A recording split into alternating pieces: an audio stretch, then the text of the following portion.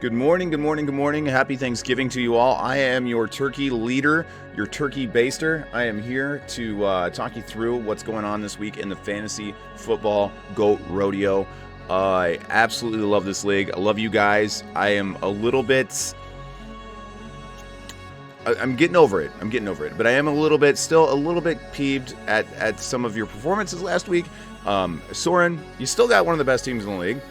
There's no fucking way you're making the goddamn playoffs now at this point. But hey, you still got one of the best teams in the league coming into week 13 here. And yeah, that's all I got to say. I lost both my picks last week. Anyways, let's get past that frustration right now. I can tell you how we're going to do playoff seeding. I'm just going to go ahead and I'm going to lead with it. I'm going to go with it. I'm not going to bury it. I'm not going to put it at the end of the video. I'm going to put it right here at the beginning. Here's how we're going to do it. Top two in the conferences, going to go. They're going to the playoffs. They're getting bye weeks. Bourbon, winner of the bourbon division, getting a bye week. Winner of the whiskey division, getting a bye week. From there, best records. Best records and tiebreakers. So pretty much what you guys set up here is you've got 3 teams locked in. We'll get more into the teams that are locked in now. But I wanted to lead with that. I want to lead with the chin so that you guys can throw your punches at my chin and tell me how much I fucking suck for making that decision. But hey, I think it's the right decision. I feel like it's the correct decision. I feel like it's the honorable decision to make for the league this year. And hey, that's what I'm all about. I'm all about fairness. I'm all about doing what's right for the league. And yeah, that's all I got to say about that. I just spilled a drink all over my table. Luckily, I've got a napkin on standby. Okay, so let's talk about last season's winners. Your name could be up there in bright lights. Ken Jensen, 3rd place, regular season winner. 3rd place in the league. Eric Radical, big winner last year. Big fucking winner last year. Congrats again, Eric, on Little Ada.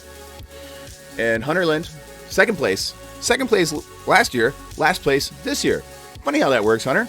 Anyways, let's go into what happened last week. Let's talk a little bit about that. I don't want to really dwell on it too much. But I picked Soren by 2, lost. I picked Eric by 1, lost. Let's look at those games a little bit. Eric, what could you have done differently? I don't think a whole hell of a lot. You had a couple 10-pointers on the bench, but you know what? That's not going to really pick you up anything. So an admirable effort. But yeah, you fall by more than 30 points to Mike. That was a bummer for you because that means that you're on the outside looking in of the first seed. So bye week's pretty much gone. I've got Ricky Ravioli this week. I don't think I'm going to have any problem defeating Wade's team this week. So, like I said, I think you're on the outside looking in going into this one. Casey lost a fucking stinker to Jordan. Jordan coming up big with a 114.5, staying relevant in the division, pulling up at an even 6-6. There's a bunch of 6-6 teams locked up here. Grant boxed Kent, boxed the shit out of Kent. There is maybe a way that Grant can get into the playoffs at 6-7. Maybe he's got to have a lot of help.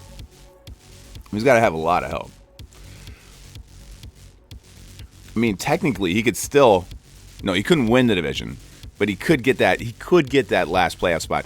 Who's still in the playoff hunt? Ricky Ravioli, Kent Jensen, Sweet Week's still there. Grant's big old titty's still there. Casey's letdowns, Papa Rincon. I mean, these teams need help. They need help. They need to win, and they need help. But mathematically, it's still there. It's still a possibility. And just to remind you, we're paying 4 fucking teams this year. We're paying 1st place. We're paying 2nd place. We're paying 3rd place. We're paying a consolation winner just to give you your money back. I mean, the opportunities here, gentlemen, the opportunities are abound. Believe in yourself. Have some confidence. Have some fucking pride. Have a little bit of pride, gentlemen. A little bit of pride. Happy Thanksgiving. I love you guys all. Thank you for playing in the league. Thank you for being here. Thank you for being here with me on this Thanksgiving or the day after or whenever you're going to watch it. I'm not going to go into really starts and stuff like that too much here. I do want to talk about the rankings, though. My amateur hour leading the charge. Ricky Ravioli ended at number 2. We got number 1 versus number 2 this week on the power rankings for week 13. Soren Rue's team coming in at 3rd. Alan's team at 4. Radical Radicals at 5. The Dutchman's Crevice at 6. Kent Jensen's team pulling up at a very tepid 81 in 7th place this year. Grant's Big Old Titties in at 79. Papa Rincon at 71. Casey's Letdown 63. Always underappreciated. Original Goat, the Chad's team, dogging it this year. Dogging it into the end of the season. Looking really weak going into the playoffs, by the way.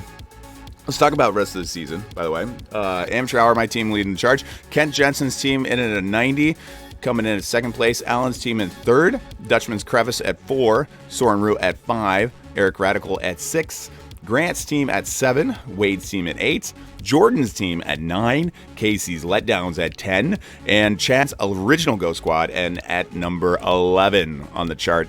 Alan, private message to Alan, start Adam Thielen.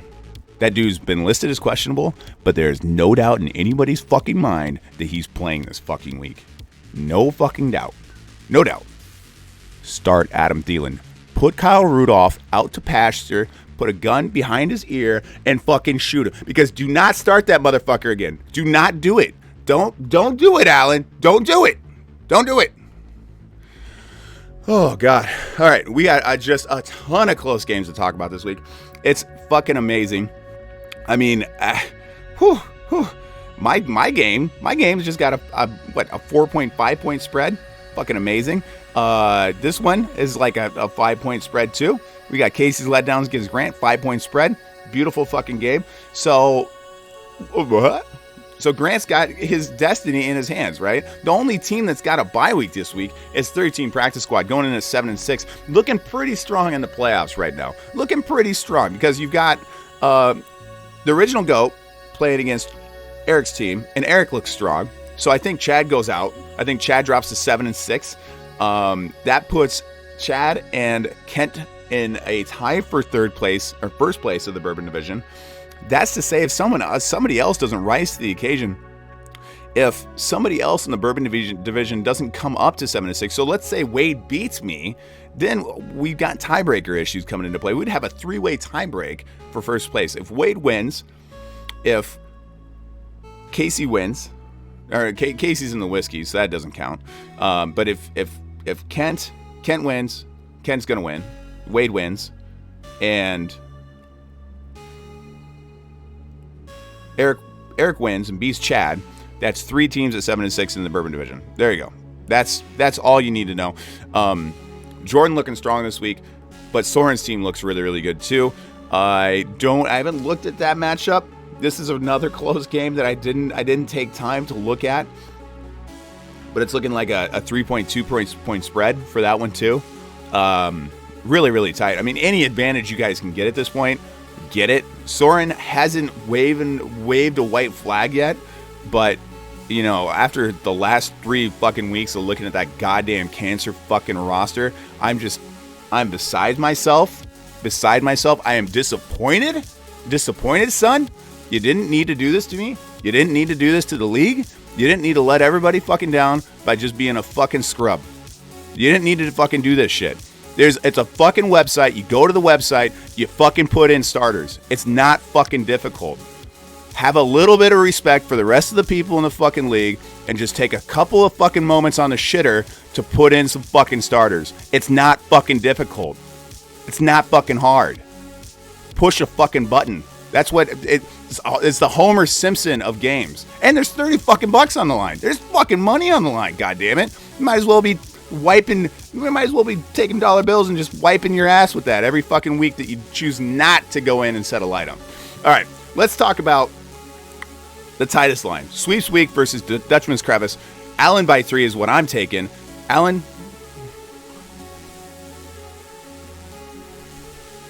Rudolph. Get him off your roster. Get him out. Just drop him. Just drop him. Just fucking get rid of him. Get rid of him. Get rid of him. Get rid of him. Just go. Kyle Rudolph.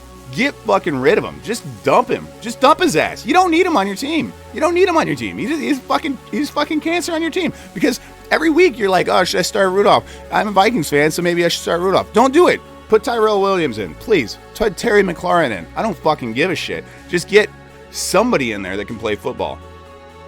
Because Rudolph isn't it. Rudolph's not it. Rudolph's not the pick. Put Thielen in. Get Thielen off your fucking roster, off your IR. Put him in, coach. Put him in. Let's talk about what I don't like. I don't like any of Mike's starts this week. I don't like any of Van Cleek's starts this week. Okay, that's a lie. I like Ezekiel Elliott. I like Amari Cooper. I like Allen Robinson. I like those 3 starts this week. I think if Allen doesn't start Thielen, if Thielen doesn't go and Allen doesn't start him, or either or, then Allen loses this week. But hey, you know what? I'm a believer. I'm going to go for it. I'm giving you the benefit of the doubt. I'm actually picking you by 3, baby. I'm going with Allen by 3. He's going to turn around. He's going to wake up. He's going to come out of the coma he's in, and he's going to perform this week. Allen, best of luck to you. Mike, best of luck to you. I hope you both win. Let's move along. Moving along to the other matchup. Eric versus Chad in the GOAT matchup of the week. This one has playoff implications, as we originally talked about. Chad needs to win to win his seed, to get his conference championship. I haven't talked about tiebreakers. I'm not going to talk about tiebreakers. You guys go and try to figure out the tiebreakers yourself. It's in the league rules. It'll tell you what the tiebreaker is. Go and look at it yourself. I like the mystery. Personally, I like the mystery. I don't want to go spoil it for myself. I'd rather just see who gets it. So, Eric versus Rangel. I'm going Eric by 10. I'm going big dog. Big dog Eric. You're bringing it home. I like pretty much every start here. Chris Carson versus Mark Ingram is kind of a wash here for me. I think Seattle has a big chance to really rip the shit out of the Vikings at home. I really like that game. Aaron Rodgers gonna fucking dominate the Giants. Horrible week last week. He'll bounce back, baby. Le'Veon Bell playing against the fucking spongy ass Cincinnati defense. Gonna have a great fucking day. Ty Hilton playing Tennessee. Gonna have a great fucking day. John Brown, Buffalo wide receiver at Dallas. Not great, but I like it. Tyreek Hill playing against Oakland. Gonna have a great game. Great game. The only real matchup I think that Mike or Chad has an advantage of is this Tyler Eifert start. The Tyler Eifert start, Cincinnati, New York Jets. Jets look good, though. So I don't even know if that's an advantage for him. That's it. That's been your fantasy football preview for Week 13. Happy Thanksgiving. See you guys soon. Woo! See you in the comments. Like and subscribe if you want more content. I don't know. That's all I got for you guys. Gobble, gobble. That's all I got.